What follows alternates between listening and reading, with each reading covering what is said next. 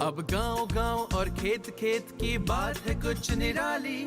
फसल बीमा पॉलिसी से छाई है खुशहाली। द्वार द्वार और हाथ हाथ में सुरक्षा की सौगात। गर्व से बोल रहे हैं सभी किसान, मेरी पॉलिसी मेरे हाथ। आजादी के अमृत महोत्सव पर हम देश के किसानों को दे रहे हैं सुरक्षा की सौगात। प्रधानमंत्री फसल बीमा पॉलिसी अब आपके हाथ। और पॉलिसी को बीमित किसानों के द्वार तक पहुंचाने के लिए हमने फसल बीमा पॉलिसी वितरण कार्यक्रम का किया है शुभारंभ। देश भर के किसानों ने करीब 21,000 करोड़ रुपए ही प्रीमियम के तौर पर दिए, लेकिन उन्हें मुआवजे के तौर पर 1 लाख करोड़ रुपए से ज्यादा मिले। जब खराब मौसम की हो मार, PMFBY दे आर्थिक सुरक्षा बार बार। प्रधानमंत्री फसल बीमा योजना, कृषि एवं किसान कल्याण मंत्रालय, भारत सरकार।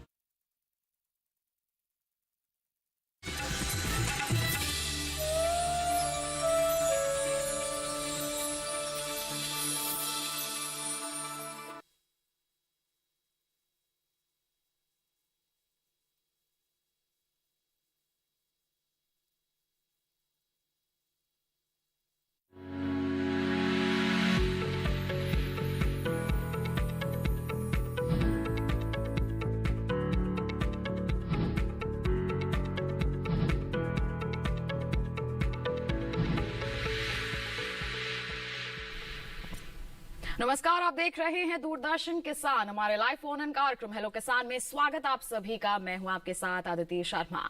आज के हमारे इस कार्यक्रम में एक विषय लेकर हम आपके लिए आए हैं, जिसके संदर्भ में अगर आपके पास कोई सवाल है, कोई समस्याओं का सामना आप कर रहे हैं, तो उनके जवाब आप हमसे हासिल कर सकते हैं। क्या है आज के कार्यक्रम का विषय? आइए सबसे पहले आपको जानकारी देते हैं। आज के हमारे इस अंक में हम चर्चा करने वाले हैं प्याज और लहसुन की देखभाल के बारे में। जी हाँ, किस तरह से आप प्याज और लहसुन की देखभाल कर सकते हैं, इस पर चर्चा होगी। साथ ही हम आपको बताएंगे प्राकृतिक खेती के बारे में। जी हाँ, प्राकृतिक खेती आज के समय की मांग है, इसको बढ़ावा दिया जा रहा है, किस तरह से आप कर सकते हैं, इस पर भी विस्तृत चर्चा होने वाली है। आपके सवालों को भी हम शामिल करेंगे। कोई सवाल है आपके मन में, किसी तरह की समस्या का सामना कर रहे हैं, तो क्या करना है आपको? हमारे टोल फ्री नंबर पर कॉल करना है। क्या है टोल फ्री नंबर? 1800-1130-60, 1800-1130-61। ये हमारे टोल फ्री यानी कि निःशुल्क नंबर है। इस पर आप अगले 1 घंटे के दौरान कॉल कर सकते हैं, अपने सवाल हमसे साझा कर सकते हैं, जिनके जवाब आप तक पहुंचाएंगे हमारे विशेषज्ञ। तो फिर आइए परिचय करवा दें। हमारे साथ स्टूडियो में मौजूद हैं डॉक्टर एसके तिवारी। बता दें आपको, ये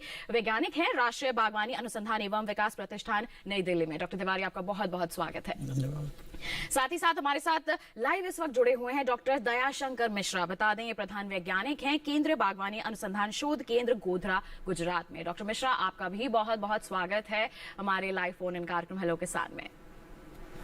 तो आइए किसान भाइयों बहनों, आज के हमारे इस कार्यक्रम की हम चर्चा की शुरुआत करते हैं, लेकिन उससे पहले आपको विशेष जानकारी दे दें कि आपको कुछ बातों का ध्यान रखना है। कॉल करें, नेटवर्क एरिया में आकर कॉल करें, और अपना जब सवाल आप पूछ रहे हैं तो आप अपनी टीवी की आवाज कम कर दें, क्योंकि तभी तो हम आपकी आवाज सुन पाएंगे। तो इन बातों को ध्यान में रखते हुए बेझिझक आप हमें कॉल कर सकते हैं। हमारे टोल फ्री नंबर हमने आपको बता दिए हैं, और समय समय पर वो टीवी स्क्रीन पर भी फ्लैश किए जाएंगे, तो उनको नोट करके भी आप कॉल कर सकते हैं। बहरहाल, हमारी चर्चा की हम यहाँ पर शुरुआत करते हैं। पहला विषय है प्याज और लहसुन की देखभाल, उसी पर हम यहाँ पर चर्चा कर लेते हैं। डॉक्टर तिवारी हमारे साथ उपस्थित है। डॉक्टर तिवारी, प्याज और लहसुन की हम बात करते हैं, तो इस समय की अगर हम बात करें तो किस अवस्था में है ये फसल? किसान भाइयों, मैं बताना चाहूँगा कि इस समय जो भी दिसंबर के महीने में जो ट्रांसप्लांटिंग हुई है, 15 दिसंबर या लगभग जनवरी तक ट्रांसप्लांटिंग करते हैं, लगभग 2 से ढाई महीने की आप लोगों की फसल हो गई है। तो ऐसे समय में क्या होता है कि खाद का जो मात्रा है वो लगभग सारी की सारी किसान भाई हमारे 2 महीने तक सारा अप्लाई कर देते हैं जी। तो स्पेशली मौसम बदल रहा है, मौसम बदलने के साथ साथ हमारी पानी की मांग, ये सारी चीज़ें बदलेंगी, तो इन सारी चीज़ों का विशेष ध्यान देना है।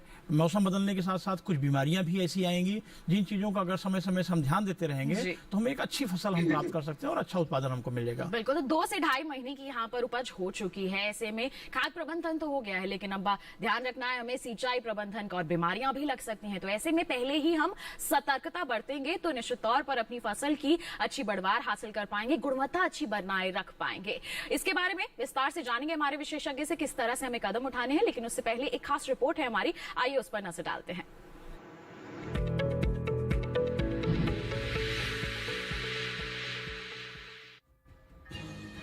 इस महीने प्याज और लहसुन की फसल तेजी से तैयार हो रही है। जिन किसानों ने प्याज और लहसुन की फसल लगा रखी है वो तेजी से तैयार होती फसल का ध्यान रखें। तैयार होते प्याज और लहसुन को नरम खेत की जरूरत होती है। ऐसे में निराई गुड़ाई करके खेत को नरम बनाए। अगर जरूरी लगे तो खेत में यूरिया खाद डाले। फसल को खरपतवार से दूर रखने के लिए 3 से 4 निराई गुड़ाई करे। करीब हर 10-12 दिनों में खरपतवार हटाते रहे। फसल का कीटों से बचाव करना भी जरूरी है। प्याज की फसल पर थ्रिप्स कीट के हमले का खतरा बना रहता है। थ्रिप्स पीले रंग और छोटे आकार का एक कीट होता है जो पत्तियों से रस को चूसता है, जिससे पत्तियों पर सफेद रंग के धब्बे बन जाते हैं। पत्तियां भूरी रंग की होकर सूख कर मुरझाने लगती है। इससे बचाव के लिए कृषि विशेषज्ञों की सलाह से दवा का छिड़काव करें। वहीं अगर लहसुन की बात करें तो वैसे तो लहसुन पूरे देश में उगाया जाता है, लेकिन उत्तर भारत के मैदानी इलाके तमिलनाडु, आंध्र प्रदेश, कर्नाटक, गुजरात और मध्य प्रदेश में ये काफी बोया जाता है। उत्तर प्रदेश के मैनपुरी और इटावा, गुजरात के जामनगर और मध्य प्रदेश के इंदौर और मंदसौर में लहसुन की खेती बड़े पैमाने पर होती है। खरपतवार से बचने के लिए लहसुन में समय समय पर निराई गुड़ाई करते रहे। साथ ही पेंडा मेथालीन की 3.5 लीटर मात्रा प्रति हेक्टेयर की दर से छिड़के। लहसुन में फसल की जरूरत के हिसाब से सिंचाई भी करे।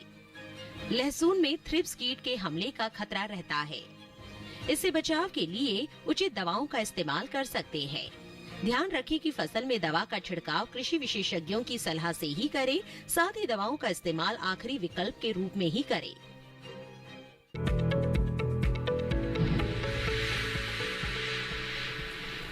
तो देखिए, अभी आपने एक खास रिपोर्ट जाना प्याज और लहसुन की खेती के बारे में। इस पर हमारी चर्चा को हम आगे बढ़ाएंगे, लेकिन अभी फिलहाल बात करते हैं प्राकृतिक खेती के बारे में। डॉक्टर मिश्रा हमारे साथ जुड़े हुए हैं। डॉक्टर मिश्रा, प्राकृतिक खेती को काफी बढ़ावा दिया जा रहा है। हमारे माननीय प्रधानमंत्री जी का भी कहना है कि ज्यादा से ज्यादा अब प्राकृतिक खेती की ओर अपना रुझान बढ़ाएं हमारे किसान। लेकिन कुछ किसानों को अभी भी जानकारी नहीं है कि प्राकृतिक खेती करें तो कैसे करें, क्या है ये प्राकृतिक खेती। तो इस पर क्या कहना चाहेंगे आप हमारे सभी दर्शकों को, प्राकृतिक खेती से क्या समझा जाए? जी मैडम, बहुत अच्छा सवाल है आपका। जी, प्राकृतिक खेती के बारे में जानने से पहले आपको जानना पड़ेगा कि पिछले आजादी के बाद हमारे देश में कृषि का विकास कैसे हुआ जी। और जो विकास हुआ उससे हमें क्या फायदे हुए, क्या नुकसान हुए। जब देश आजाद हुआ तो हमें बहुत सारा अन्न आयात करना पड़ता था। देश में भुखमरी की समस्या थी जी। तो ऐसी स्थिति में वैज्ञानिकों का आह्वान किया गया। उस समय जो कृषि मंत्री थे उन्होंने वैज्ञानिकों का आह्वान किया और मैक्सिकन फीड की वेराइटीज इंट्रोड्यूस की गई और उससे तमाम सारी किस्में विकसित की गई जो कि कौनी किस्में थी, धान गेहूं दोनों में। तो वो ये जो किस्में थी ये बहुत ही न्यूट्रिएंट रिस्पॉन्सिव थी। जो एग्रीकल्चर इनपुट्स थे जो उनको कहा जाता था उससे बड़ा उनका अच्छा रिस्पांस मिलता था, अच्छी पैदावार होती थी। इससे क्या है, अंधाधुंध कृषि रसायनों का प्रयोग का प्रचलन बढ़ा। किसान थोड़ा सा, मैं लालची सब नहीं कहूंगा, लेकिन सही मुनाफा कमाना चाहते हैं तो अधिक उत्पादन की लालच में वो जो है इम्बैलेंस फर्टिलाइजर का एप्लीकेशन हुआ। बिल्कुल, जितनी मात्रा में एप्लीकेशन करना था उससे अधिक मात्रा में ज्यादा से ज्यादा रसायनों का यहाँ पर उपयोग किया गया ताकि कम समय में अधिक पैदावार हासिल की जा सके। जी बिल्कुल। उसके कारण बहुत सारी विषमताएं पैदा हुई। जो हमारी जैविक विविधता है हमारी धरती पर और धरती के नीचे दोनों का उसमें जो है ह्रास हुआ जी। और बहुत सारी कीट और बीमारियां भी फसलों में लगने लगी। उसका कारण ये है कि जब हम ब्रीडिंग करते हैं, नई किस्में करते हैं तो उसमें क्या है, उसका जेनेटिक बेस कम होता है। जो हमारी पुरानी किस्में होती, प्रचलित किस्में होती हैं, उनकी अडेप्टेबिलिटी ज्यादा होती है लोकल क्लाइमेट की, उसमें रोग बीमारियां कम लगती हैं। उसमें ये बात सही है, पैदावार कम होती है लेकिन वो बीमारियां कीड़ों के प्रति सहिष्णु होती हैं तो छिड़काव की और फर्टिलाइजर की कम जरूरत पड़ती है। इन सब बातों को ध्यान में रखते हुए जो आज की डेट में जो विषमताएं पैदा हुई हैं, तो क्लाइमेट चेंज हो रहा है, इन सब बातों को ध्यान में रखते हुए प्राकृतिक खेती एक अच्छा ऑप्शन दिख रहा है किसानों। बिल्कुल, तो काफी अच्छा विकल्प हम कह सकते हैं इस समय में अगर हमारे किसान अपनाते हैं तो। एक तो रासायनिक उत्पादों का हम कहें कि इस्तेमाल ही नहीं होगा, जो हमारी बीमारियां हैं वो भी काफी कम हो जाएंगी। चाहे हम पर्यावरण के लिहाज से बात करें, चाहे मनुष्य के सेहत के ही लिहाज से बात करें, तो ये काफी कारगर साबित हो सकती है। लेकिन ऐसे में जरूरी है कि हमारे किसान भी इसे अपनाएं। किस तरह से अपना सकते हैं इसके बारे में जानकारी देंगे आपको, लेकिन उससे पहले हमारी एक खास रिपोर्ट है, आइए उस पर नजर डाल लेते हैं।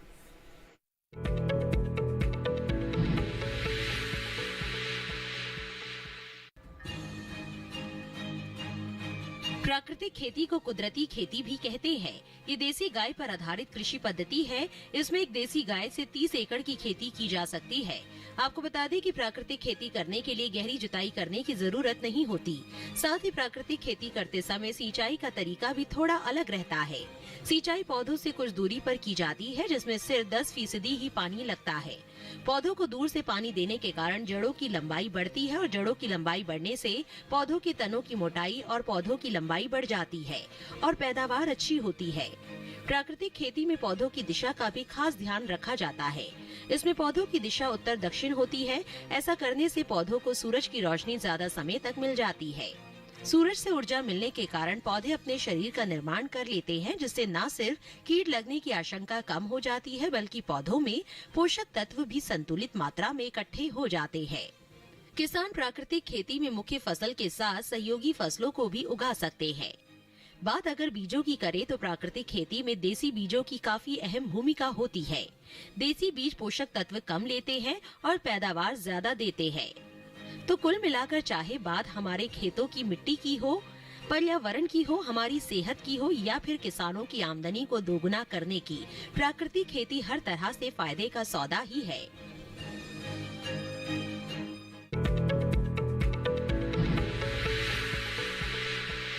तो प्राकृतिक खेती जो है हम सभी के लिए फायदे का सौदा साबित हो सकती है अगर हम इसे अपनाते हैं। तो किस तरह से अपना सकते हैं इसके बारे में जानकारी आपको देंगे, लेकिन फिलहाल हम डॉक्टर तिवारी का यहाँ पर रुख कर लेते हैं। डॉक्टर तिवारी, आपने बताया कि प्याज की हम बात करें तो 2-2.5 महीने की फसल हो चुकी है। ऐसे में किसानों को जरूरी है कि सिंचाई का बहुत ज्यादा ध्यान रखें, क्योंकि हम देख रहे हैं धीरे धीरे गर्मी बढ़ती जा रही है, पारा बढ़ता जा रहा है। तो ऐसे में किस तरह से सिंचाई प्रबंधन करें हमारे किसान? किसान भाइयों, जैसा कि टेम्परेचर बढ़ रहा है, मैंने बताया कि पानी की जरूरत होगी। ये एक ऐसी फसल है जो ठंडी के महीने में हम लोग 10 से 15 या 20 दिनों में हम सिंचाई किया करते थे, क्योंकि उस समय उसकी जरूरत होती थी। लेकिन चूंकि टेम्परेचर बढ़ता जा रहा है तो अभी हमारी जरूरत बढ़ गई है। अभी आपको हो सकता है कि 8वें दिन, 7वें दिन या हफ्ते में भी सिंचाई करनी पड़ सकती है। तो आप मिट्टी की अवस्था देखते रहिए। यदि जमीन सूखती जा रही है तो उस तरह से मिट्टी कैसी है। अगर बलुई मिट्टी है तो सिंचाई आपको जल्दी जल्दी करनी पड़ेगी। अगर थोड़ा सा चिकनी या काली मिट्टी है तो थोड़ा सा हो सकता है कि आपको हफ्ते से 10 दिन का समय लग जाए, उसमें आप सिंचाई करेंगे। तो समय समय पर सिंचाई का और सिंचाई के पानी की क्वालिटी भी को भी आपको ध्यान रखना है। खारा पानी या ऐसा नमकीन पानी का सिंचाई ना करें। अगर मीठे पानी सिंचाई करते हैं और हफ्ते से 10 दिन में हम सिंचाई करते रहेंगे तो हमें एक अच्छी फसल हमको मिलती रहेगी। बिल्कुल, ये तो बात होगी। प्याज की, लहसुन के लिहाज से क्या कहेंगे? क्या इसी तरह की प्रक्रिया को अपनाना है? बिल्कुल, लहसुन और प्याज दोनों एक ही वर्ग की फसलें हैं और दोनों में कल्चरल एक्टिविटीज, पानी से लेके हर चीजें लगभग एक जैसी होती हैं। जो चीजें लहसुन में होती हैं, सिमिलरली वही सारी एक्टिविटीज लगभग आपको प्याज में भी देखने को मिलेंगी। तो उसमें भी उसी तरह का ध्यान रखना है कि जैसा कि आप लहसुन में ध्यान देंगे उसी तरह आप प्याज में ध्यान दे पाएंगे। बिल्कुल, तो देखिए, लहसुन की बात हो चाहे प्याज की बात हो, आपको सिंचाई प्रबंधन जरूर यहाँ पर करना है। जिस तरह की मिट्टी है, बलुई मिट्टी है, दोमट मिट्टी है, तो उसके हिसाब से ही आपको सिंचाई यहाँ पर करनी है। नमी बनाए रखनी है। खासतौर पर इस बात का आपको ध्यान यहाँ पर रखना है, क्योंकि धीरे धीरे गर्मी बढ़ती जा रही है, तापमान बढ़ेगा, तो ऐसे में नमी की कमी हो सकती है, जिसका आपको खासतौर पर ध्यान जरूर रखना है। फिलहाल बढ़ते हैं आगे, डॉक्टर मिश्रा का रुख कर लेते हैं। डॉक्टर मिश्रा, आपने बताया कि प्राकृतिक खेती आज के समय की मांग है। अगर हमारे किसान इसे अपनाते हैं तो कई तरह के फायदे उन्हें हो सकते हैं। तो इसकी शुरुआत के लिए, इसकी और अपना रुझान बढ़ाने के लिए हमारे किसानों को पहला कदम क्या उठाना होगा? इसकी तरफ रुझान बढ़ाने के लिए मैडम किसानों को खुद से ही प्रयोग करने पड़ेंगे जी। जैसा किसी किसान पास आप मान लीजिए 4 एकड़ की खेती है तो उसको 1 एकड़ में इसको शुरू करना चाहिए जी। और उसकी तमाम प्रक्रियाएं हैं उसको अपनाते हुए जब वो करे, उसको विश्वास हो जाएगा कि नहीं इसमें जो है उत्पादन घटता नहीं है, बल्कि बराबर उतना ही बना रहता है, बल्कि बढ़ भी सकता है और हमारी लागत जो है कम हो जाती है। आज की समस्या यह है कि खेती की जो लागत है, यूरिया, फर्टिलाइजर की, पेस्टिसाइड की और बीज की, जो बीज ज्यादातर हाइब्रिड बीज, सिंथेटिक बीज यूज करता है, सब मार्केट से खरीद के ले आता है। और प्राकृतिक खेती में यह है कि हमें कोई भी चीज बाजार से खरीद नहीं ले आना, जो हमारे फार्म पे जो संसाधन अवेलेबल हैं और जो हमारे पास अपना ही बीज है उसका उपयोग करते हुए हमें इस खेती को करना है, ताकि मुनाफा अधिक बढ़े। और उसके साथ साथ ऐसी प्रक्रियाएं अपनानी है, क्योंकि ये ऐसी प्राकृतिक खेती खेती करने कई चीजों का एक समूह है, पहले एक चीज नहीं है।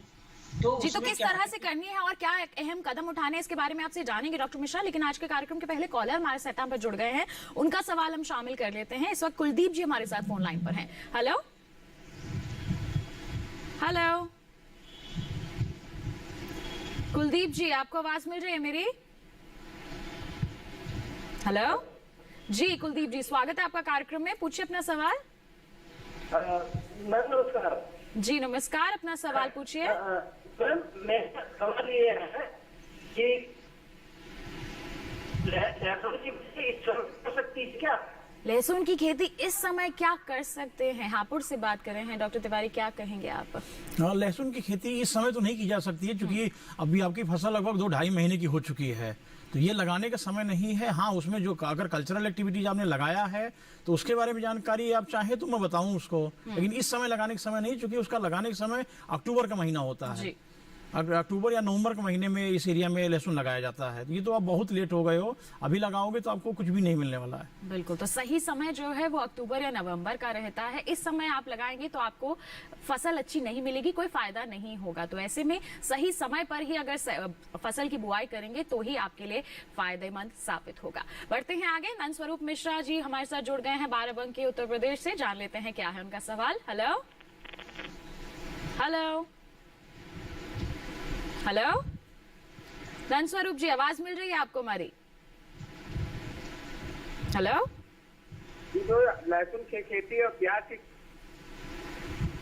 लहसुन और प्याज के बारे में आप जानना चाहते हैं, क्या सवाल है आपका? हेलो नंद स्वरूप जी, आपकी आवाज हम तक पहुंच नहीं पा रही है, जिसके चलते हम आपका सवाल नहीं सुन पा रहे हैं। जानना आप लहसुन और प्याज के बारे में चाहते हैं, लेकिन पूरा सवाल हम नहीं सुन पाए हैं। तो ऐसे में यही गुजारिश है कि आप दोबारा फोन ट्राई कीजिए, जैसे ही कॉल कनेक्ट होगा हम आपका सवाल सुनेंगे और नेटवर्क एरिया में आकर कॉल कीजिए, क्योंकि यही समस्या होती है, सवाल पूरा आपका हम तक नहीं पहुंच पाता है। जी नंद स्वरूप जी, नेटवर्क में आ गए हैं जी। हमारा प्याज लहसुन की खेती है, ये जब भंडारण हमें करना चाहिए, कौन सी सावधानी बरतनी चाहिए? और दूसरी जो प्राकृतिक खेती है, ऐसी जैसे हमारी खेती पद्धति होती है वैसी खेती जहाँ पानी का अभाव हो, मिट्टी कमजोर हो, तो वहाँ पर खेती किस प्रकार से कर सकते हैं, फसल को उगा सकते हैं? बिल्कुल, दोनों ही अच्छे सवाल हैं। तो प्याज और लहसुन की खेती करते समय किस तरह की सावधानियां बरतने की जरूरत होती है, क्या कहेंगे डॉक्टर तिवारी? पहला सवाल इनका यही है। हाँ मिश्रा जी, मैं आपको बताना चाहूंगा कि जैसा कि मैंने आपको पहले ही बताया कि लहसुन की और प्याज की खेती करने के पहले ही हमको डिसाइड करना पड़ता है कि हम किस उद्देश्य को लेकर कर रहे हैं। यदि आपका उद्देश्य ये है कि आपका कच्चा मटेरियल आपको निकाल के मार्केट बेचना है, तो उसके लिए आपकी कल्चरल एक्टिविटीज या आपकी जो मेंटेनेंस होता है उसका अलग तरीके से होता है। यदि आपको मटेरियल जो लास्ट प्रोड्यूस है उसको निकाल के आपको स्टोर करना है तो उसको उस तरह ध्यान दिया जाता है। तो मैं ये बताना चाहूंगा कि मान लीजिए आपको प्रोड्यूस स्टोर करना है, तो उसमें वैरायटी का आप ध्यान देखिए, एक ऐसी वैरायटी का सिलेक्शन करिए जो कि इसकी कीपिंग क्वालिटी, स्टोरेज क्षमता अच्छी हो। खाद की मात्रा का भी उसमें विशेष ध्यान देना पड़ता है कि नाइट्रोजन वाली ऐसी खाद जो है उनकी बहुत ज्यादा मात्रा में उसका प्रयोग न किया जाए, क्योंकि ऐसी खादें जब प्रयोग करते हैं तो उसकी कीपिंग क्वालिटी पर बुरा प्रभाव पड़ता है। और पानी का मेंटेनेंस उसी तरह है, बहुत ज़्यादा पानी आपको नहीं देना है। और लास्ट में ये है कि आप उसको जब प्रोड्यूस को आप हार्वेस्ट करते हैं तो हार्वेस्टिंग के बाद आपको अच्छे से उसका सुखाई करना, उसकी सॉर्टिंग ग्रेडिंग करना, उसके बाद ही आप उसको भंडार में लेके जाते हैं, तो आपका प्रोड्यूस जो भी है वो अच्छे समय तक आप उसको रख सकते हैं। तो ये ऐसी छोटी छोटी बातें जिनको ध्यान देके आप फसल को अच्छे समय तक स्टोर किया जा सकता है और अच्छा मुनाफा कमाया जा सकता है। बिल्कुल, तो यही कुछ सावधानियां हैं जो आपको बरतनी है प्याज और लहसुन की खेती अगर आप कर रहे हैं। दूसरा सवाल इनका प्राकृतिक खेती के संदर्भ में था, तो डॉक्टर मिश्रा आपका रुख करना चाहेंगे। पानी का अभाव हो, मिट्टी भी थोड़ी हल्की हो, तो ऐसे में प्राकृतिक खेती कर सकते हैं या फिर नहीं करें तो किस तरह से कर सकते हैं? प्राकृतिक खेती इन्हीं सब चीजों के लिए है, ये सब जो क्वेश्चन जो प्रश्न है उन्हीं का हल है जी। तो प्राकृतिक खेती अपनाने के पीछे यही कारण है कि जो केमिकल फर्टिलाइजर्स ना यूज किया, जो हमारी मिट्टी की जो उर्वरा शक्ति थी, जो नेचुरल कैपेसिटी थी वो खत्म हो गई, उसकी जो बायोडाइवर्सिटी थी वो डिस्टर्ब हो गई। तो इसमें जो है हमें इसके लिए एक देसी गाय की जरूरत पड़ती है। एक देसी गाय से हम 30 एकड़ की खेती कर सकते हैं जी। ठीक है, बहुत सारे उत्पाद बनाए जाते हैं जिसका की खेती में प्रयोग किया जाता है। उसमें से एक है जीवामृत। जीवामृत जी। जी, जीवामृत के लिए आपको जो है बनाने के लिए एक ड्रम की 200 लीटर कैपेसिटी ड्रम की जरूरत पड़ती है। जी। ठीक है, उसमें जो है आपको उसके डिफरेंट कंपोनेंट्स जो हैं, जैसे उसके गाय का कच्चा ताजा गोबर उसमें डालना पड़ता है। उसके साथ साथ उसका जो है 8 से 10 लीटर मूत्र और 1 से 2 किलो गुड़, 102 किलो बेसन जी। इसी दाल का हो सकता है, और 1 किलो मिट्टी किसी पेड़ से ऐसी जगह से ले जहाँ पे केमिकल फर्टिलाइजर का उपयोग करना किया गया हो, सबको मिला करके जो है इसको 48 घंटे के लिए पूरे से ढक दिया जाता है। इसको हर 24 घंटे में एक बार क्लॉक वाइज डंडे से चलाइए, कम से कम 2 बार चलाइए, और 3 से 4 दिन में ये जो है आपको इसको छान करके आप खेती में उपयोग में ला सकते हैं। 1 एकड़ की खेती के लिए 200 लीटर जीवामृत की जरूरत पड़ती है। तो जीवामृत से फायदा क्या होगा?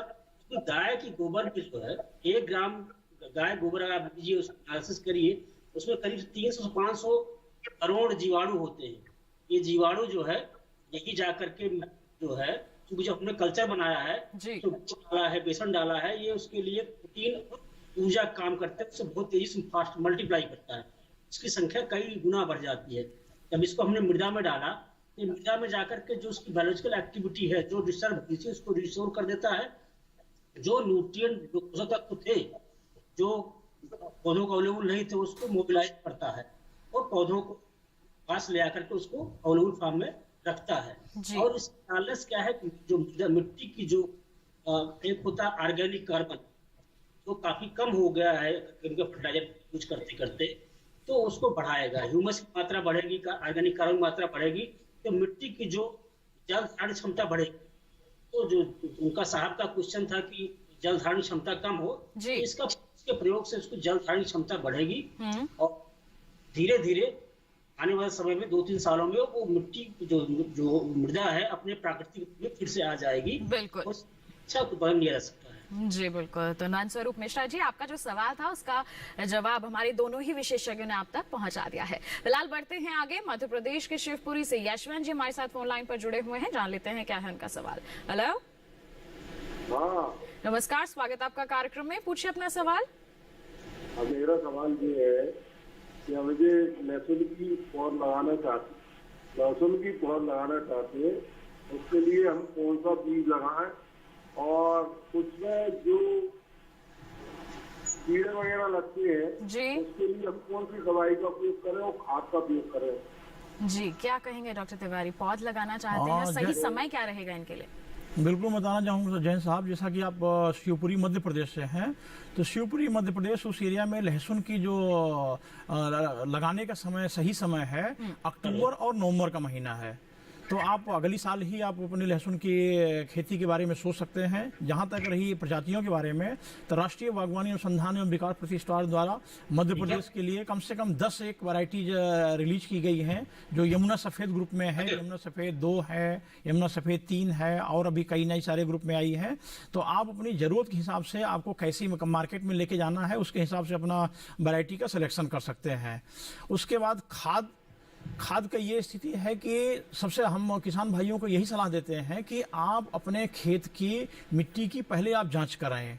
जांच के अनुसार ही अगर खाद दिया जाए तो ये इसमें आपकी लागत कम होती है। लेकिन फिर भी अगर आप जनरली देखना चाहते हैं तो उस एरिया में 100 किलोग्राम नाइट्रोजन, 50 किलोग्राम फास्फोरस और 50 किलोग्राम पोटास की मात्रा, और उसके साथ में 20 किलोग्राम सल्फर, ये मात्रा का एक स्टैंडर्ड है जिनका आप उपयोग करके आप अच्छी फसल आप प्राप्त कर सकते हैं। जी बिल्कुल। तो आपको देखिए पौध लगानी है तो सही समय क्या है और कौन सी आप किस्म या फिर कहीं बीज का चयन कर सकते हैं, हमारे विशेषज्ञ ने आपको बता दिया है। किस तरह की तैयारियां आपको करनी है इसके बारे में भी आपको जानकारी मिल गई है। फिलहाल बढ़ते हैं आगे, एक और कॉलर हमारे साथ जुड़े हुए हैं, राजेंद्र जी, जान लेते हैं क्या है उनका सवाल। हेलो हेलो हेलो, नमस्कार, स्वागत आपका कार्यक्रम में, पूछिए अपना सवाल। हाँ सर, मैंने एक्सप्लेन कर सकता प्याज की फसल कर रहा हूँ 2 साल से जी। तो बाद में खराब हो जाती है प्याज, बीच में से सड़ना चालू हो जाता है। बीच में से प्याज सड़ना चालू हो जाता है डॉक्टर तिवारी? हाँ, वो मैंने स्प्रिंकलर से खेती कर रहा था 2 साल से। जी, क्या कहेंगे आप? सड़ना मतलब जब प्रोड्यूस आप निकाल लेते हैं, स्टोर करते हैं राजेंद्र जी, तब सड़ना शुरू होता है? नहीं नहीं सर, ये खेत में ही जब बाद में प्याज बनना चालू होता है ना, फसल बढ़वार के दौरान ही। नहीं बढ़वार के दौरान नहीं, तो बाद में फसल पकने के टाइम पे वो सड़ना चालू हो जाता है खेत में, सड़ जाती है। तुड़ाई से पहले ही।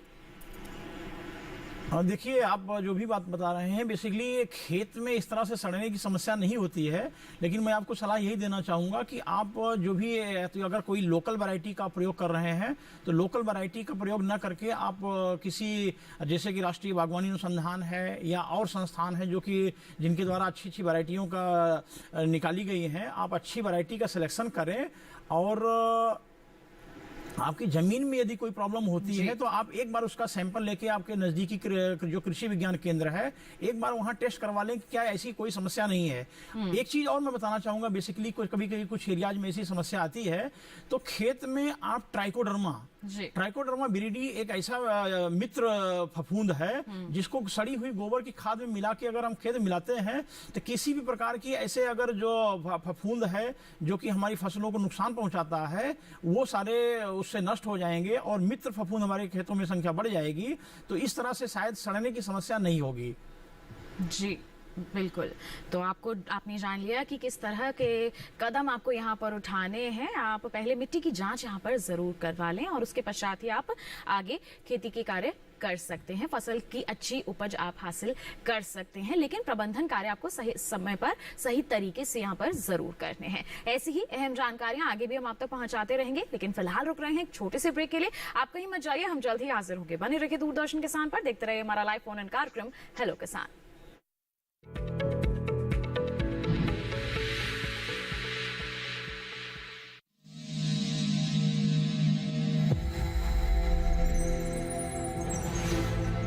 आत्मनिर्भर किसान भारत की शान। उत्पादन में आत्मनिर्भर होने के साथ साथ फसल की कटाई के उपरांत उपज की हानि को रोकने, ग्रामीण क्षेत्रों में रोजगार सृजन करने और बीज से बाजार तक के विजन को मजबूती देने के उद्देश्य से 1 वर्ष पूर्व माननीय प्रधानमंत्री श्री नरेंद्र मोदी जी ने एक महत्वाकांक्षी केंद्रीय योजना एग्रीकल्चर इंफ्रास्ट्रक्चर फंड की शुरुआत की। इस आधुनिक इंफ्रास्ट्रक्चर से कृषि आधारित उद्योग लगाने में एक बहुत बड़ा बदलाव आएगा और बहुत बड़ी गति आएगी। साथियों, अब हम उस स्थिति की तरफ बढ़ रहे हैं जहां गांव के कृषि उद्योगों से फूड आधारित उत्पाद शहर जाएंगे और यही तो आत्मनिर्भर भारत अभियान का संकल्प है। एग्रीकल्चर इंफ्रास्ट्रक्चर फंड से पात्र लाभार्थी गोदामों का निर्माण कर सकते हैं, छटाई या ग्रेडिंग इकाई, पैकिंग हाउस, सप्लाई चेन और कोल्ड चेन जैसी सुविधाएं या फिर प्राथमिक कृषि प्रसंस्करण केंद्र की स्थापना कर सकते हैं। इस योजना के तहत पात्र लाभार्थियों को 2 करोड़ रुपए तक के ऋण पर अधिकतम 7 वर्ष के लिए ब्याज में 3% तक की छूट दी जा रही है। ऋण पुनर्भुगतान के लिए 6 महीने से 2 वर्ष तक मोरेटोरियम की सुविधा भी उपलब्ध है। इस योजना ने अब तक सफलता की कई मिसालें कायम की हैं, जैसे कि मध्य प्रदेश के लाभार्थी श्री विपिन त्रिपाठी ने एग्रीकल्चर वेस्ट से बायोफ्यूल बनाने का इनोवेटिव प्राइमरी प्रोसेसिंग सेंटर लगाया है। लोन मिलने की वजह से हम समय पर सारी मशीनों का प्रोक्योरमेंट और सारा सिविल वर्क टाइम पे करवा पाए, जिससे ये प्रोजेक्ट को लगाना संभव हो पाया। राजस्थान के लाभार्थी श्री यशवर्धन मुंद्रा ने सॉर्टिंग एंड ग्रेडिंग यूनिट लगाकर रोजगार के अवसर पैदा किए हैं। कर्नाटक की महिला उद्यमी श्रीमती ममता वी ने प्राइमरी प्रोसेसिंग सेंटर लगाकर प्रगति की नई राह चुनी है। ಸಣ್ಣ ಪುಟ್ಟ ಉದ್ಯಮಿಗಳನ್ನ ಮತ್ತಷ್ಟು ಅಗ್ರಿಕಲ್ಚರಲ್ಲಿ ಹೆಚ್ಚು ನಾವು ಇನ್ನಷ್ಟು ಸಾಧನೆ ಮಾಡಲಿಕ್ಕೆ ಕಾರಣಕಾರಕವಾದಂತ ಈ ಅಗ್ರಿಕಲ್ಚರಲ್ ಇನ್ಫ್ರಾಸ್ಟ್ರಕ್ಚರ್ ಫಂಡ್ ಇಂದ ನಮ್ಮ ಇನ್ನಷ್ಟು ಯೋಜನೆಗಳು ಆಯೋಜನೆಗಳು ಉತ್ತಮಗೊಂಡಿದೆ। राजस्थान के लाभार्थी श्री दिनेश भट्टर ने जीरे की प्रोसेसिंग यूनिट लगाकर आसपास के ग्रामीणों को आत्मनिर्भरता प्रदान की है। महाराष्ट्र के लाभार्थी श्री अनूप कुमार मोहता ने वेयर हाउस बनाकर अन्न भंडारण को सुनिश्चित किया है। आज देश के कोने कोने से किसान, कृषि उद्यमी, किसान उत्पादक संघ, प्राथमिक कृषि सहकारी समितियां, स्वयं सहायता समूह और कृषि उपज मंडियां इस योजना का लाभ उठा रहे हैं।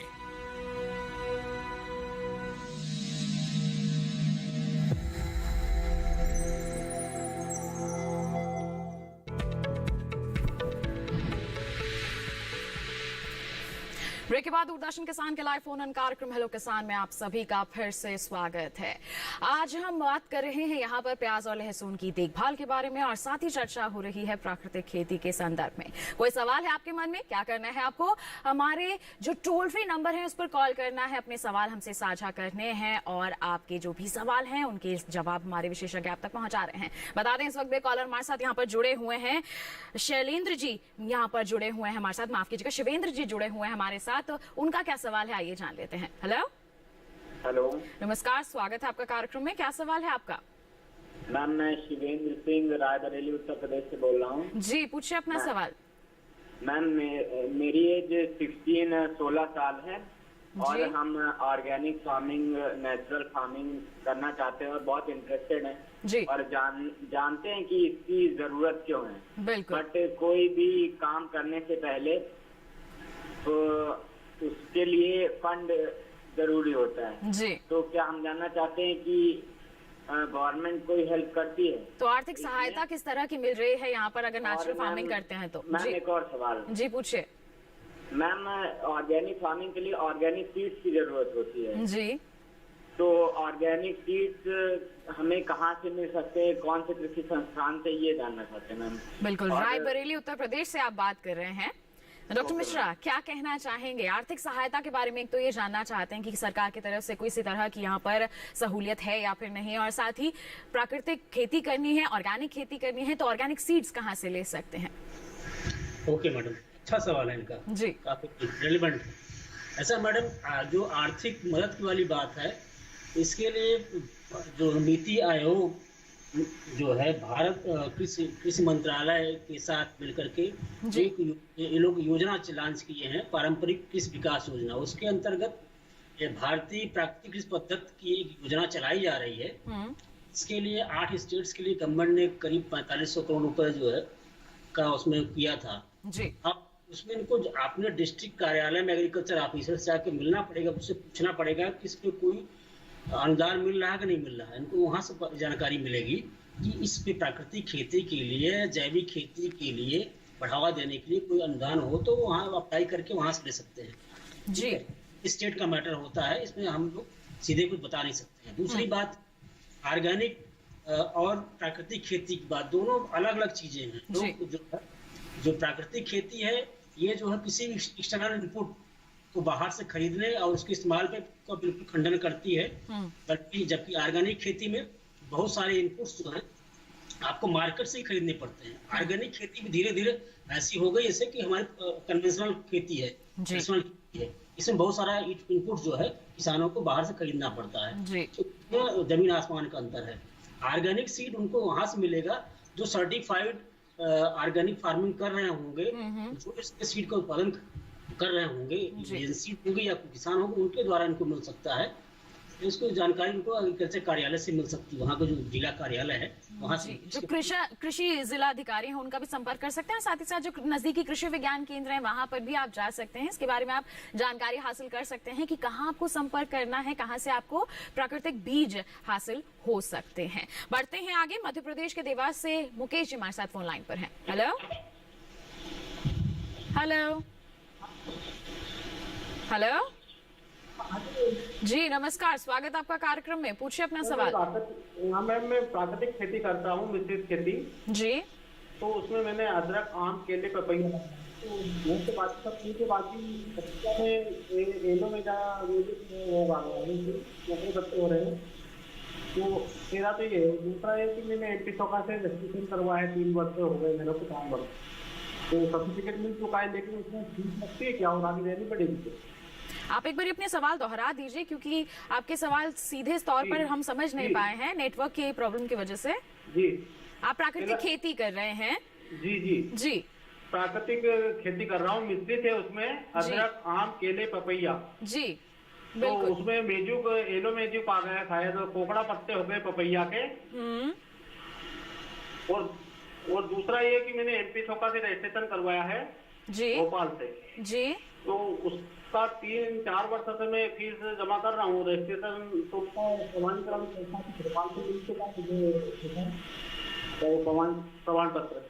प्रमाण पत्र आपको यहाँ पर नहीं मिल पाया है अभी तक। आप रजिस्ट्रेशन फीस आपने दे दी है की, पर उसको और आगे और फीस हमेशा भरनी पड़ेगी कि प्रतिवर्ष? जी बिल्कुल। डॉक्टर मिश्रा क्या कहना चाहेंगे? मिश्रित खेती कर रहे हैं प्राकृतिक तरीके से यहाँ पर, लेकिन पपीते में समस्या आ रही है, इसके लिए क्या कर सकते हैं? और साथ ही साथ प्रमाण पत्र नहीं मिला है तो रजिस्ट्रेशन फीस कब तक देनी होगी इन्हें? उनको तो जो जहाँ इन्होंने अप्लाई किया वहां से पता करना पड़ेगा कब तक प्रमाण पत्र। दूसरी बात, पपीते की खेती में इनको समस्या आ रही है, तो इसके लिए बहुत किस तरह की समस्या आ रही है, इनको कोई बीमारी है लग रहा है या कीड़ा लग रहा है, उन्होंने ठीक से उसका उसमें जिक्र नहीं किया है।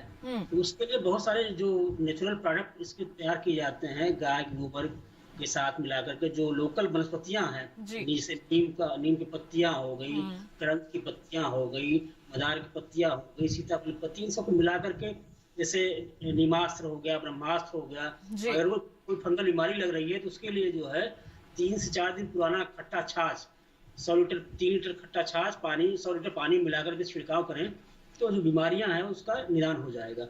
अगर कोई कीड़ा लग रहा है, जैसे रस चूसने वाला कीड़ा है, तो उसके लिए नीमास्त्र का प्रयोग करें, और या फिर ब्रह्मास्त्र का प्रयोग, उसमें कई सारी पत्तियों का और वनस्पतियों का प्रयोग किया जाता है, तो सारे निदान इससे हो जाते हैं।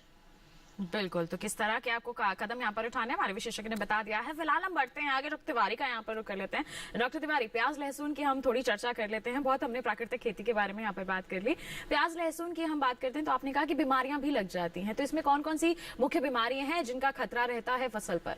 देखिए, मुख्य रूप से कीड़े के रूप में एक ही मुख्य कीड़ा है हमारा थ्रिप्स, जो कि पत्तियों के रस चूसता है, और थ्रिप्स के आने से ही हमारे पास 2 फंगस बीमारी आती हैं, जिसको स्टेमफिलियम ब्लाइट और पर्पल ब्लाच, ये 2 बीमारियां आती हैं जो फफूंद से ही मेन रूप से आती हैं। तो अगर किसान भाई थ्रिप्स का अगर ध्यान दे लें और उसका कंट्रोल कर लें तो बहुत ही कम संभावना बनती है कि फंगल वाली बीमारियां आएँ।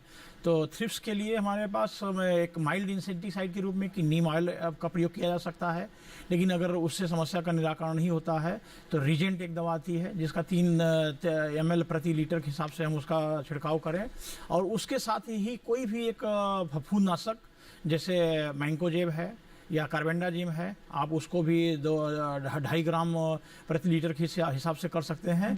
और एक विशेष और ध्यान रखना है कि चूंकि लहसुन और प्याज दोनों की पत्तियां कुछ वैक्सी टाइप की होती हैं, गोल होती हैं, तो उस पर जब पानी के बूंदे पड़ती हैं तो उस पर चिपकती नहीं है, वो जमीन पर गिर जाती हैं। तो उसके साथ में कोई भी एक स्टिकर गोंद के रूप में, चाहे सैंडोविट है, ट्राइटोन है, या मार्केट में आपके यहाँ जो भी लोकली उपलब्ध है, उसको भी जरूर आप मिक्स करके जब डालेंगे तो जो दवा है उसकी क्षमता बढ़ जाएगी, उसकी एफिशिएंसी बढ़ जाएगी, और आपकी बीमारियों का निदान और कीटों का निदान बहुत अच्छी तरीके से हो जाएगा। बिल्कुल। तो इस तरह से आपको कीटों का, बीमारियों का यहाँ पर ध्यान रखना है। अगर आप पहले ही यहाँ पर नियंत्रण कर लेंगे तो आपको ये समस्या आएगी ही नहीं। बढ़ते हैं आगे। उत्तर प्रदेश से सुनील जी हमारे साथ फोन लाइन पर जुड़ गए हैं, उनकी समस्या जान लेते हैं। Hello hello hello. हाँ जी नमस्कार, स्वागत आपका कार्यक्रम में, पूछिए अपना सवाल।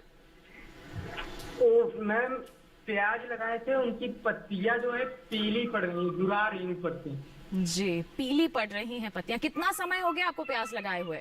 मैम हो गया 1.5 महीने। 1.5 महीने की फसल है, क्या कहेंगे डॉक्टर तिवारी? बिल्कुल, ये चूंकि मौसम का बदलना है, अब उसमें ये हो सकता है कि टिप से, अगर टॉप पोर्शन से बहुत हल्की हल्की टिप में सूख रही है तो वो नेचुरल हो सकती है, लेकिन अगर पत्तियां नीचे तक अगर सूखती हुई चली आ रही हैं तो ये प्रॉब्लम हो सकती है। तो स्पेशली मैं ये बताऊंगा कि आप एक स्प्रे, आप किसी भी फंजीसाइड का, जैसे मैंकोजेब है, आप उसका 2.5 ग्राम प्रति लीटर के हिसाब से आप स्प्रे करवा दीजिए, और साथ में ही आप ये देख लीजिए, अगर आप 1.5 महीने बता रहे हो तो क्या आपने यूरिया की टॉप ड्रेसिंग की है कि नहीं की है, क्योंकि आप एक्चुअली तो लेट हो, 1.5 महीने मतलब आपका थोड़ा सा लेट फसल चल रही है, लेकिन फिर भी आप ध्यान दीजिए। और 19-19-19 नाइट्रोजन, फास्फोरस और पोटास एक आता है, आप उसका एक स्प्रे आप करवा दीजिए, तो आपकी शायद पत्तियों का जो सूख रही हैं, अगर किसी न्यूट्रिएंट की कमी से हो रहा है तो उसका भी निदान हो जाएगा, और पौधे भी आपकी ग्रोथ अच्छी कर लेंगे। और फंजीसाइड का स्प्रे कर देने से अगर किसी भी रूप में कोई भी फंगस का अगर उसके ऊपर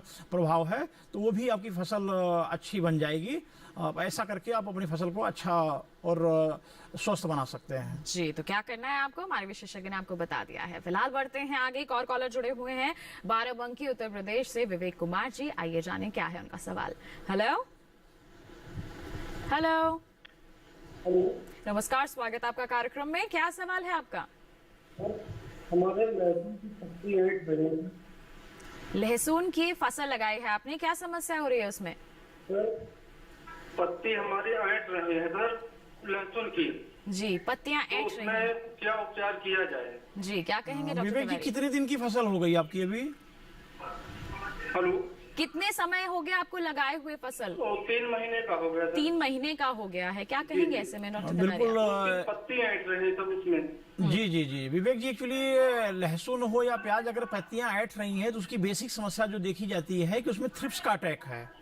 क्योंकि थ्रिप्स कीड़ा है, जब वो रस को चूसना शुरू करता है तो पत्तियां शुरुआत में थोड़ी थोड़ी ऐंठती हैं, बाद में मुड़ के एकदम बिल्कुल वो गुच्छे जैसी बन जाती हैं। तो आप एक बार अपनी जाके फसल में देखिए और पत्तियों के बीच बीच में देखिए कि कहीं हल्के पीले रंग के छोटे छोटे कीड़े उसमें नहीं आ गए हैं। अगर ऐसी समस्या आपको दिखती है तो एक उसमें इंसेक्टिसाइड का आप अच्छे से स्प्रे करवा दीजिए। तो 3 महीने की हो गई है, खैर नुकसान उतना ज़्यादा नहीं है, लेकिन फिर भी ये बल्ब डेवलपमेंट का फेज है, तो इस समय उसमें दवाइयों का प्रयोग करना बहुत जरूरी हो गया है। तो आप एक स्प्रे आप करवा दीजिए, आपकी फसल अच्छी हो जाएगी। साथ में कोई ना कोई स्टिकर आप जरूर लेके डालिएगा जिससे उसकी एफिशिएंसी बढ़ जाएगी। दूसरी चीज एक और आप ध्यान दीजिए कि चूंकि 3 महीने की फसल है, लगभग 90 दिन की हो रही है, तो एनपीके में नाइट्रोजन और पोटास एक 13-0-45 का हम लोग स्प्रे करवाते हैं। उसको करने से यदि किसी प्रकार से फसल पे शॉक लगा हुआ है तो वो फसल भी आपकी अच्छे से स्ट्रांग हो जाएगी और उसके वो बल्ब डेवलपमेंट में भी उसका बहुत ज्यादा सहयोग मिल जाएगा। तो आप ऐसा करके आप अपनी फसल को अच्छा कर लीजिए। जी, तो क्या करना है आपको हमारे विशेषज्ञ ने बता दिया है। फिलहाल बढ़ते हैं आगे, राजस्थान से कॉलर जुड़े हुए हमारे साथ, सुरेंद्र जी, जान लेते हैं क्या है उनकी समस्या। हेलो हेलो सुरेंद्र जी, आवाज मिल रही है आपको? हेलो, हरी जी पूछिए अपना सवाल। नमस्कार जी नमस्कार, अपना सवाल पूछें आप। मेरे 2 छोटे छोटे सवाल हैं। एक तो मैं 45 एकड़ में जी 45 एकड़ में पिछले 6 साल से ऑर्गेनिक खेती कर रहा हूँ जी। राजस्थान ऑर्गेनिक सर्टिफिकेट एजेंसी का मैंने वेरीफाई सर्टिफिकेट अब मैं एक्सपोर्ट करने के लिए एक मुझे कौन सा सर्टिफिकेट चाहिए, और नंबर 2 200 गिर नस्ल की गाय मुझे गौमूत्र से मैं कीटनाशक बनाना चाहता हूँ ऑर्गेनिक, तो कैसे बने? जी डॉक्टर मिश्रा, क्या कहेंगे आप? मैडम क्या सवाल क्या जरा बताएं, आप सुनाई नहीं पड़ा मैडम ठीक से, क्या बोल रहे थे? प्राकृतिक खेती करना चाहते हैं, प्रमाण पत्र कहाँ से मिल सकते हैं? जी कर रहे हैं ये। ओके, सर्टिफिकेट चाहिए इनको, कहाँ से संपर्क कर सकते हैं, कहाँ ये रुख कर सकते हैं? किसी अधिकारी से इनको जिला कार्यालय में जाके मिलना पड़ेगा, वहीं से इनको इसका समाधान मिलेगा। जी, जो आपके क्षेत्र के कृषि जिला अधिकारी हैं वहां का आप रुख कर सकते हैं। दूसरा सवाल इनका कीटनाशक के संदर्भ में था, इस पर क्या कहेंगे आप? प्राकृतिक खेती में किस तरह से प्रबंधन हो? प्राकृतिक खेती में जो ये जोर है कि जो हमारे पास लोकल इनपुट्स हैं, हमारे फार्म पे जो चीजें अवेलेबल हैं उन्हीं का प्रयोग करते हुए हमें फर्टिलाइजर बनाना है, इंसेक्टिसाइड बनाना है, फंजीसाइड बनाना है। जी। तो फंजीसाइड बनाने के लिए मैंने बताया नीमास्त्र, जो ज्यादातर रस चूसने वाले कीड़े लगते हैं, तो नीमास्त्र बनाने के लिए 5 किलो जो है नीम की हरी पत्तियां का चूरा बना लें और 100 लीटर पानी में उसको जो है डाल के जो है उसका 5 लीटर गोमूत्र डालें, फिर उसको 48 घंटे के लिए उस घोल को सड़ने के लिए छोड़ दें। ठीक है, बीच बीच में उसको चला भी दें। इसके बाद उसको जो है छान करके इसका प्रयोग इंसेक्टिसाइड रूप में कर सकते हैं। इस तरह से जो लोकल वनस्पतियां वहाँ पे हैं या अपना भी फॉर्मुलेशन बना सकते हैं और उसका उपयोग कर सकते हैं। आजकल किसान लोग काफी अपने तरीके से बनाते हैं और जी करते हैं, उनका फायदा मिलता है उनको। बिल्कुल, तो इस तरह से आप यहाँ पर तैयारियां कर सकते हैं सुरेंद्र जी, आप बना सकते हैं अपने आप से ही। बढ़ते हैं आगे, उत्तर प्रदेश से पद्मा जी फोन लाइन पर हैं, जान लेते हैं उनकी क्या समस्या है। हेलो जी मैम। जी नमस्कार, स्वागत आपका कार्यक्रम में, पूछिए अपना सवाल। जी हम प्राकृतिक खेती कर रही हूँ। जी जी इसमें हमें जानकारी चाहिए। इस बारे में क्या जानकारी चाहिए आपको? पौधे खराब हो जाते हैं हमारे। पौधे खराब हो जाते हैं। जी, तो कौन सी फसल लगाई है आपने? जी पपीते भी लगाए हैं, केले भी लगाए हैं, नींबू भी लगा रहे हैं। जी डॉक्टर मिश्रा, टमाटर। तो आप मिश्रित खेती यहाँ पर कर रही हैं, बागवानी फसलें भी हैं और सब्जियां वगैरह भी आपने सब लगाई हुई हैं यहाँ पर। तो ऐसे में डॉक्टर मिश्रा क्या कहेंगे? कह रहे हैं कि फसल खराब हो जाती है, कीड़े लग जाते हैं, क्या प्रबंधन करें हमारी जो महिला किसान है? प्राकृतिक खेती से पहले से ही जुड़ी हुई हैं। ये प्राकृतिक खेती कर रही हैं या ये वैसे व्यावसायिक खेती कर रही हैं? इनका कहना है कि प्राकृतिक खेती कर रही हैं। प्राकृतिक खेती कर रही है, उसमें कई फसलें लगाई जाती हैं, उन्होंने अच्छा प्रयास किया है जी। तो अभी किसानों को इसके बारे में ज्यादा जानकारी नहीं है, क्योंकि हमें केमिकल फर्टिलाइजर या इंसेक्टिसाइड यूज करना बड़ा आसान लगता है, और आसान है भी, क्योंकि इजीली मार्केट में अवेलेबल, हम गए खरीद के लिए डाल दिए, भले पैसा लगता है, लेकिन चूंकि ये सब चीजें खुद घर पे बनानी पड़ती हैं, उसके बारे में किसानों को जानकारी कम है। तो ज्यादातर जो इन्होंने पपीता लगा रखा है और टमाटर लगा रखा है, उसमें जो है रस चूसने वाले कीड़े लगते हैं। मैंने बताया कि नीमास्त्र का प्रयोग कर सकते हैं। नीमास्त्र बनाना बड़ा आसान है जो है। नीम, राजस्थान में जो है नीम के पेड़ बहुत सारे लगे हुए हैं, वहाँ नीम की पत्ती आसानी से अवेलेबल हो जाएगी।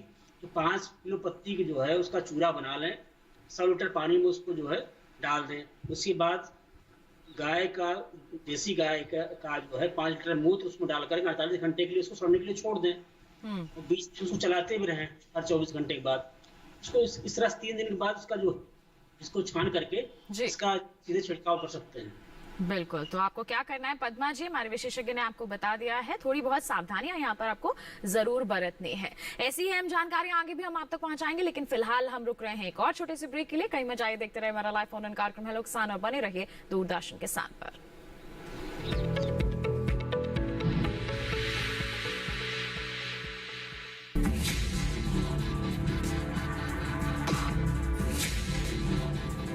भोजन, जल और शुद्ध वातावरण हमारे जीवन का मुख्य आधार है, और कृषि इसका मूल स्तंभ। पिछले 60 वर्षों में विज्ञान आधारित कृषि का व्यापक प्रसार हुआ है। साथ ही कृत्रिम संसाधनों के बढ़ते प्रयोग से कृषि की सतत क्षमता पर चिंताएं बढ़ी हैं। प्रधानमंत्री श्री नरेंद्र मोदी जी के दूरदर्शी नेतृत्व के अंतर्गत रसायन मुक्त जैविक खेती एक महत्वपूर्ण प्रयास है। रसायन मुक्त जैविक खेती को बढ़ावा देने के लिए 5 वर्ष पूर्व सरकार ने परंपरागत कृषि विकास योजना तथा उत्तर पूर्व भारत में जैविक मूल्य श्रृंखला योजनाएं आरंभ की। ऑर्गेनिक फार्मिंग को देश भर में बढ़ावा देने के लिए सरकार अनेक प्रयास कर रही है। इसके लिए परंपरागत कृषि विकास योजना के तहत काम किया जा रहा है। न सिर्फ ऑर्गेनिक फार्मिंग को बल दिया जा रहा है, बल्कि उसके लिए वैल्यू एडिशन और मार्केट की व्यवस्था भी की जा रही है। भारत सरकार एवं किसानों के सम्मिलित प्रयासों से आज देश के लगभग 36 लाख किसान 38 लाख हेक्टेयर क्षेत्र में जैविक खेती कर रहे हैं। इसके अतिरिक्त हमारे देश के अनेक ऐसे क्षेत्र हैं जहां आज भी पारंपरिक जैविक खेती हो रही है। इन पारंपरिक जैविक क्षेत्रों को जैविक प्रमाणीकरण सुलभ कराने हेतु पीजीएस के अंतर्गत लार्ज एरिया सर्टिफिकेट का प्रावधान किया गया है। इस प्रक्रिया की विशिष्टता ये है कि इसमें प्रमाणीकरण मात्र 2 से 3 महीनों में हो जाता है, जबकि सामान्य परिस्थितियों में इसमें 2 से 3 वर्ष का समय लगता है। अंडमान निकोबार केंद्र शासित प्रदेश के कार निकोबार एवं नैन काउरी द्वीप समूह देश के सर्वप्रथम ऐसे प्रमाणीकृत जैविक क्षेत्र हैं। अभी हाल ही में संपूर्ण लक्षद्वीप को जैविक खेती के रूप में प्रमाणित किया गया है। वर्ष 2016 में सिक्किम राज्य पूर्ण जैविक कृषि राज्य के रूप में प्रमाणित हो चुका है। सुदूर उत्तर में हिमालय श्रृंखला के बीच स्थित लद्दाख ने भी पूर्ण जैविक के लक्ष्य की ओर बढ़ना शुरू कर दिया है। जैविक उत्पादों को बाजार सुलभ कराने तथा किसानों की उपभोक्ताओं तक पहुंच बनाने के लिए एक समर्पित जैविक खेती पोर्टल भी बनाया गया है। जैविक खेती पोर्टल के जानकारी मंच और विपणन मंच के माध्यम से किसानों को उच्च गुणवत्ता उत्पादन तथा बाजार उपलब्ध कराया जा रहा है। आशा है देश के सभी राज्य अपने जैविक क्षेत्रों का विस्तार करेंगे और देश में जैविक कृषि क्रांति को मजबूत करने में योगदान देंगे। जैविक उत्पादों की देश और विदेशों में बढ़ती मांग तथा जैविक उत्पादों का बढ़ता बाजार, किसानों की उपभोक्ताओं तक पहुंच तथा जैविक एफपीओ द्वारा जैविक कृषि व्यापार में भागीदारी हमारे किसानों को अपनी आय बढ़ाने का अवसर दे रहा है। पिछले 5 वर्षों में जैविक कृषि उत्पादों का निर्यात दोगुने से अधिक बढ़कर 7,000 करोड़ रुपए से अधिक का हो गया है और इसमें प्रतिवर्ष 20% से अधिक की वृद्धि हो रही है। उम्मीद है पारंपरिक क्षेत्र के किसान भी इस बढ़ते बाजार से लाभान्वित होंगे और जैविक कृषि आंदोलन को आगे बढ़ाएंगे। किसानों की मुस्कान समृद्ध हिंदुस्तान की है पहचान।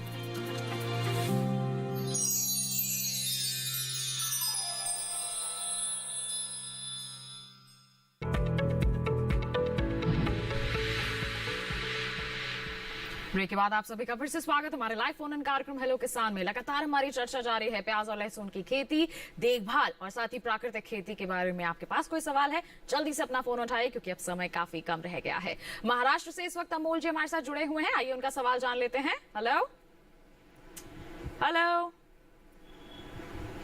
हेलो हेलो मैडम जी नमस्कार, स्वागत आपका कार्यक्रम में, पूछिए अपना सवाल।